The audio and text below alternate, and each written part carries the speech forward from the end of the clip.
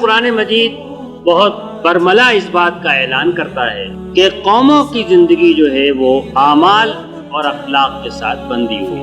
اگر ان کو ترقی اور عروج نصیب ہوتا ہے تو وہ اخلاق اور اعمال کی وجہ سے، اور اگر وہ زوال کا شکار ہوتے ہیں تو وہ اخلاق اور اعمال کی وجہ سے. اس میں کسی طبعی چیز کو دخل نہیں ہے، بلکہ اصل چیز جو ہے وہ اعمال ہے.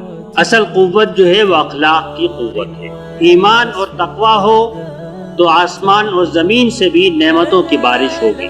اگر قومیں استغفار کریں گی تو آسمان سے بارش ہوگی، زمین سے چشمے ابلیں گے اور کھیتیاں اگیں گی اور قوم پر بہار آئے گی. اور اگر ہلاکت اور زوال حصے میں آئے گا تو وہ بھی اپنے اعمال کی وجہ سے آئے گا. فَكُلًّا أَخَذْنَا بِذَنبِهِ، جس کو ہم نے پکڑا اس کے گناہوں کی وجہ سے پکڑا. فَهَلْ يُهْلَكُ إِلَّا الْقَوْمُ الْفَاسِقُونَ إِلَّا الْقَوْمُ الظَّالِمُونَ إِلَّا الْقَوْمُ الْمُجْرِمُونَ. مجرموں، ظالموں، فاسقوں کے علاوہ کسی کو ہلاک نہیں کیا جاتا. ہلاکت، بربادی، زوال اگر ہے تو صرف اپنے اعمال کی وجہ سے.